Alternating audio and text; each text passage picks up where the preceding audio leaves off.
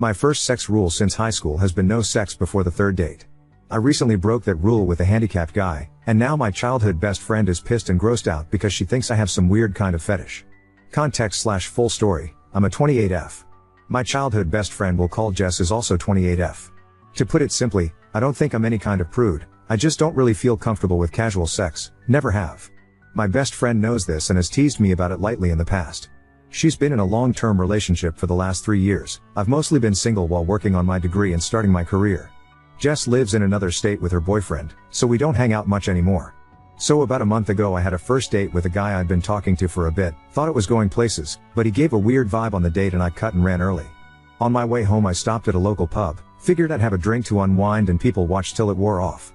Tipsy driving is still drunk driving emo. I get there and it's pretty packed, Friday night and all, and there was no seating room at the bar. Took my drink and looked around, most of the restaurant side of the pub was someone's birthday party, but there was a small table with a seat open off to the side, with a guy reading a book there. So I say F it, I'm a social person and what's the worst thing that happens? He says no?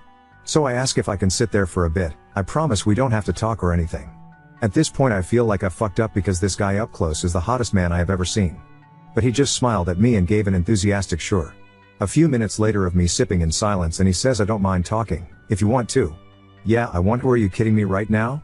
We talk for a bit and it turns out Mike, fake name, is 29, just finished his master's degree in some kind of computer learning field. I program computers to program computers, and he's living on his own for the first time. He apparently stops by the pub after work because he's right around the corner, and he's not used to the silence yet after living so long with a half-dozen siblings. We talked for a good 2 hours, about everything from dating, which he said he's basically given up on, to hobbies and tastes, and we have a near total eclipse of a Venn diagram on this stuff. I eventually sort of blurted out that I don't know why he'd give up on dating. This is the closest thing I've had to a good date in forever. Shooting my shot obliquely here lol, he gets kind of an odd look on his face and says tell you what, I have to go to the bathroom, but when I come back I'll ask you out for real. Weird, but okay? Then it all clicks, because he doesn't get up to walk away, he just rolls. In his wheelchair. And I'm thinking oh my god he wanted to give me a chance to back out of this without making it awkward. How cute can this guy be? He grinned like crazy when he got back and saw I was still there, and I basically tripped over myself saying something to the effect of so I'm free all weekend, what did you have in mind? Another hour later, we've got plans for Saturday, and he told me he has a neuromuscular disorder I can't remember the name of. My degree isn't in STEM lol, so his legs work, but the signals from his brain get misinterpreted so he doesn't have the balance or coordination for walking or standing. The pub starts switching over to the younger/rowdier crowd and he asks if I'd like to go back to his place for coffee to continue our conversation. As you have probably long since realized, I did not get any coffee or conversation till the next morning and I have zero regrets. We've been dating since and I know it's still early but I really feel like this might be the one. Onward to yesterday afternoon, my friend Jess, remember Jess? Is in town, and we go out for coffee to catch up on things. I'm gushing about Mike, but when I get to how we met she just sort of got weird and edgy. I don't remember any exact words but she essentially said that I must have a fetish for the handicapped since I broke my number one rule and it's the best physical relationship I've ever been in. Like it's good for me because he uses a wheelchair, not because the guy puts in effort in bed? She said I've changed as a person and left without even saying goodbye. 15 years of friendship and I've never seen her like that.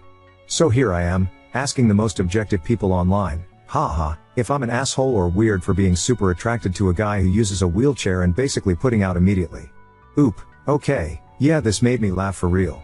Seriously, what a weird fetish I have. Oop, that shit floored me. He's so considerate in so many ways. His stories about his sibs are also hilarious, I can't wait to meet them. We're trying not to rush things just because it all seems so great, but they have a barbecue in May that he'd like me to come to and I am so there. He was raised around a lot of love and it shows. Update 1. So if you were hoping for some terrible drama, I hate to break it to you that I don't roll like that. No pun intended. So I do have an update on Jess and shit finally makes perfect sense. And I have a slightly NSFW but funny story about Mike, because this guy is just the best, y'all. Okay, so first, I finally messaged Jess yesterday and said basically I'm still hurt by what you said, but after 15 years of friendship I'd never forgive Muzi if I didn't at least ask why you snapped at me like that. She replied immediately, I'm so fucking sorry, I didn't mean any of that, can we have a do-over on lunch? So I agreed cautiously and took a half day to meet with her today. Turns out that those of you who said she was jealous, and that she might have something else going on, and especially the person who said something might be going on in her relationship. Gold stars. She's in town because she's job hunting, because she's moving back in with her parents for a while since her relationship ended. Apparently they have been having a ton of small problems adding up, but the biggest one? Sex.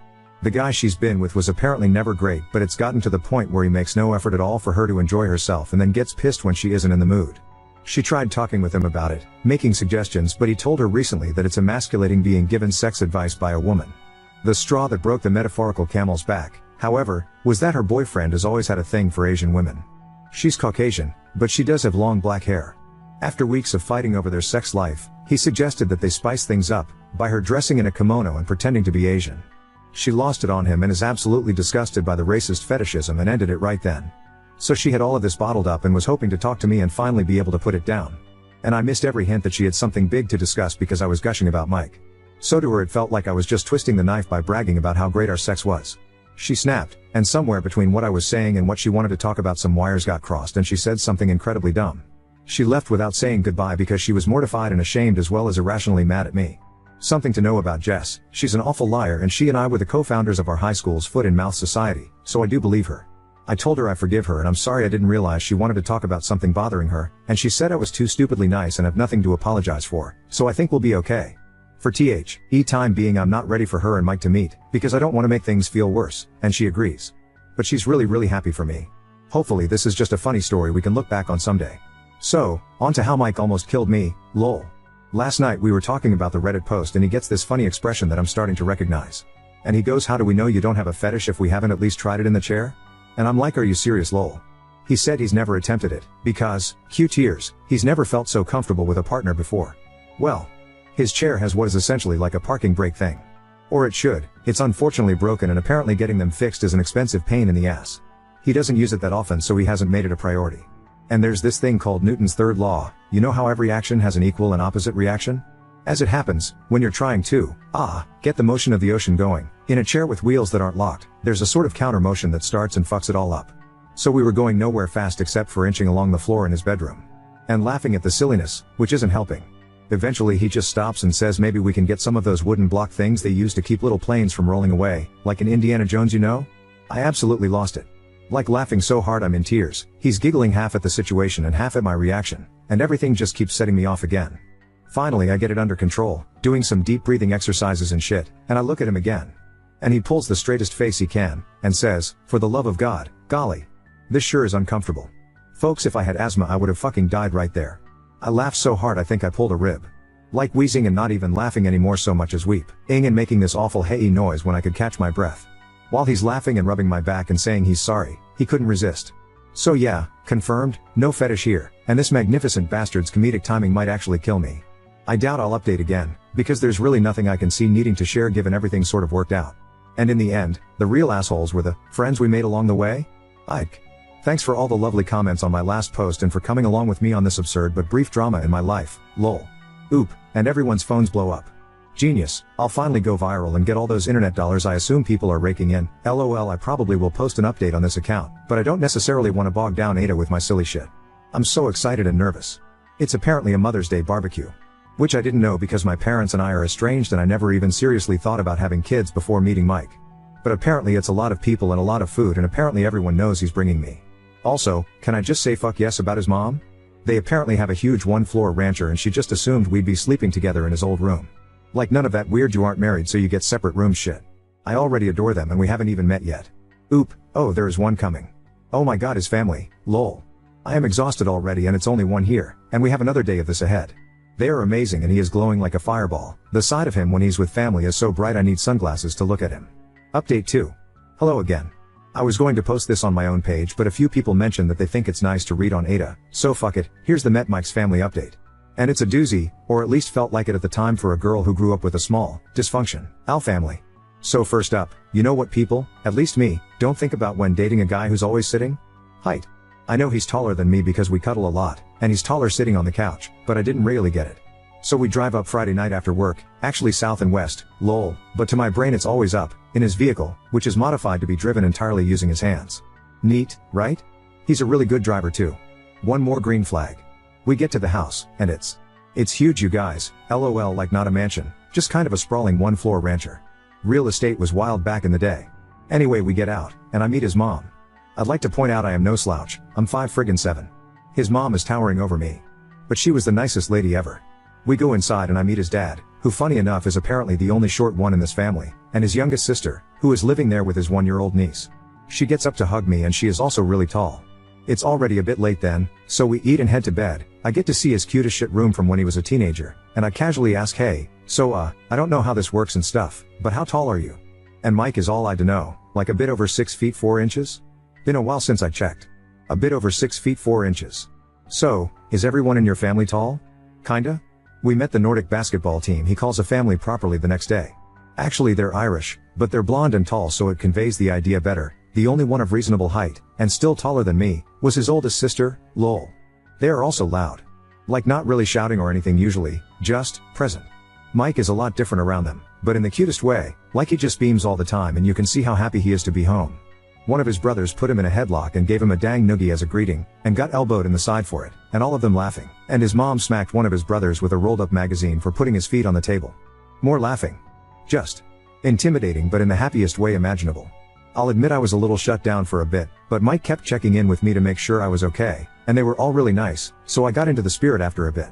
I mentioned this in another comment, but Mike has a special sports wheelchair he uses for, well, sports. And he and his siblings play basketball. And he is good. Apart from just having a hell of an arm, he's quick as hell. And this magnificent bastard that I love will absolutely, purposefully, gleefully run someone's toes over. He aims for it. They all have this yank back the foot maneuver that's hysterical to watch. So it was this crazy day of loud people playing and having a blast, nieces and nephews running around, and just noise. My ears are still ringing. The food was catered in advance because his mom had 7 babies. All I make on Mother's Day is margaritas. They also have a pool. It's a bit chilly still but the pool is heated so we actually all got to swim, which was a lot of fun because I got to show off that I too am athletic. I can do a backwards somersault off a diving board. Yeah. I'm a real catch lol. They at least pretended to be impressed. We all stayed up late drinking and bitching that it was too overcast to see the aurora, boo, and I had the worst hangover I've had in a while on Sunday. We slept in a bit late, and then joined Mike's family for the barbecue part of the barbecue weekend. His dad can grill, people. And he's fast, food coming off the grill at lightning speed. I asked Mike about it and he laughed and said there was 7 of us to feed.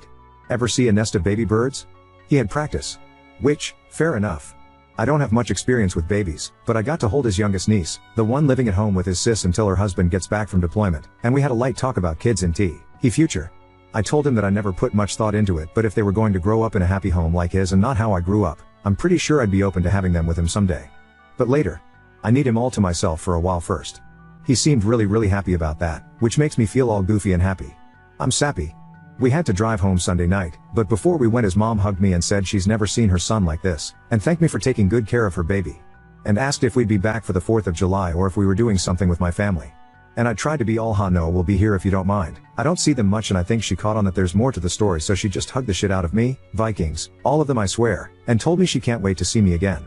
My ears are still ringing from all the noise and chaos, but it was an absolute blast and I can't wait to see them again in July. Also, pretty much sure Mike is the man I'm going to marry. I literally can't think of a single reason why I would ever let him get away. Anyway, thanks for reading, hope you all had a lovely weekend, and those of you who got to see the aurora I'm happy for you but you suck, lol. Oop, it's still pretty surreal. The other in-laws that were there were all like that smiling hanging guy meme, first time? It was a great weekend. Update 3. As I've gotten a ton of requests for updates, I figured I would let you guys know how things are going in my world. You know how sometimes a relationship looks amazing at first but then all the red flags start showing up? This isn't one of those stories, lol. Sorry, that was mean, but I couldn't resist. Okay, on to the actual update. No, we aren't engaged yet. Yes, we have talked about it in the context of how seriously we are taking things. No babies yet either obviously, we are diligent about birth control. I want Mike all to myself for a while. So, the 4th of July visit to his family's house was pretty awesome. After getting to know everyone last time I had better expectations of what I was going into, and I've talked with my therapist about the whole play fighting makes me anxious because in my childhood home it wasn't playing thing.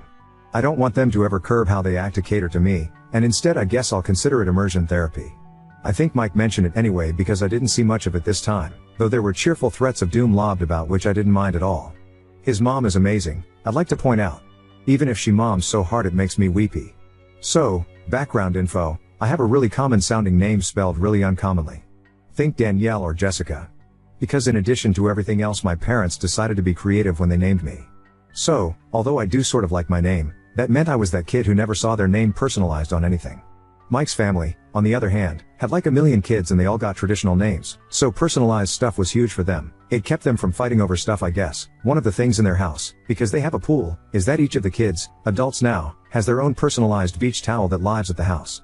So we get to their place and it's been a hot drive there. So right after we get in, Mike suggests I go to his room to get changed into a swimsuit so we can have a dip in the pool. I'm thinking that sounds perfect, right? Some of you may already know where this is going. I get to his room and there is a towel on the bed. In my favorite color. With my fucking stupid ass spelled name embroidered into it. So here I am crying over a goddamn towel and he's in the doorway watching and grinning like he just pranked me or some shit. Turns out it was her idea, but she checked with Mike to make sure it was spelled right. So now I have a towel for when we visit because apparently I'm welcome. If I sound cranky, it's just because I'm better at self-depreciation than I am expressing emotions in a direct way. I really am blown away and touched by how much these people have welcomed me. Mike has already sort of learned to decode the way I talk and joke, which is nice, but the first time he gently said that's not humor, that's just putting yourself down, babe, I definitely wanted to go hide under the table. He doesn't let me be mean to me. That's a thing good partners do, I guess? I wouldn't know. Again, yes, I am in therapy, I am working on myself, it's not his responsibility to put me back together, it's just something he does naturally. I literally told him one night that I was sorry I'm kind of broken, and he snorted and said at least you can walk in the most disgusted voice ever and made me laugh. I digress. So the food was once again amazing, and I kept my promise to teach his mom how to make my cinnamon bun bread pudding, so I felt like I contributed. Insert Ralph Wiggum I'm helping. Meme, I learned to play Yahtzee, and as it turns out I am very good at it. They do a lot of board games things at night when everyone is staying for the week. These people have a lot of board games. And puzzles. Whole damn storage closet of the things. They also drink like fucking fish and can hold it, so I am learning to pace myself. Mike doesn't drink much when we aren't there, so I'm not worried that it's a red flag. Only red flag of his that I've found was a Red Sox pennant in his room. Now I realize I might be talking him up a lot, but he isn't perfect. He snores, he has a habit of arguing with people on the TV when they make stupid decisions. He sometimes starts talking about things I don't understand and just goes and goes until he realizes he lost me like 15 minutes ago, and he is fastidiously tidy, which makes me feel guilty because I have bad habits to lose. I'm not used to clutter means I can't move through an area, but I'm really trying. Burrell, why spend any time at my own place anymore, and we're definitely looking to move in together sooner than later. Yeah, so, not that much of an update, no one burned themselves on a firework or anything super exciting. I'm just in an ongoing relationship with a great guy who has a great family and things continue to look up for us. We head home tonight so we can spend some alone time Sunday. Hope everyone else had a safe and happy holiday. Update 4. I debated just posting this on my own page, but shit, like a lot of people keep asking for more, so I guess it doesn't hurt to drop my post between Ada for literally killing someone and Ada for meekly accepting my in-laws' cruelty but asking if I may wash my wounds before they flog me again. This is not an exciting update. Not engaged. No babies on the way, not even freakishly tall ones like some of you are hexing me with. But Jess finally met Mike. Sorry. I mean, I'm not sorry, I feel compelled to open with a joke and I don't know why. Anyway, real TLDR, she thinks he's amazing. She thinks it is hysterical that I'm on TikTok. I refuse to download it, and she is doing amazing. And our lives are moving forward together. Jess and I have this friend, who I will call Meg and not Tallulah despite both Jess and Mike thinking would be hilarious. Meg was planning to have a birthday party, the Big 3-0, and she and Jess are close, and both presently single. They chose a local bar with outside seating, and Jess did a wait, let's check their accessibility because I have been bitching to her for the last month. And lol and be fucking hold after calling the place, they didn't have a ramp for the balcony/outside seating area. As I have been told, Jess said nope, I am meeting Mr. Thrower _ Jess come on, and so they found another place that's a damn hike from everyone. But it has a great outside area with accessibility. And then we got the invite. Through Facebook because we are all basic, I guess? And Mike was stoked because the, why have this awesome beer selection, full stop I hate hopped so. Then Meg told us that, no I am not using Tallulah for the 15% of you going oh but that was such a better name, they chose it because Jess wanted Mike to feel welcome. So hats off to Jess for making the comeback impression of the century, I guess. The birthday was fun, and silly, and everyone in my immediate friend group met Mike and loved him. Tons of laughter, everyone drank way too much, but fortunately we had enough heads up for a planned motel stay. Why yes, I do own a UV flashlight, why do you ask? So we and a bunch of other people didn't drive home. We actually had brunch in the bar the next day, it was absolutely awesome and I am ruined for pancakes because fluffy.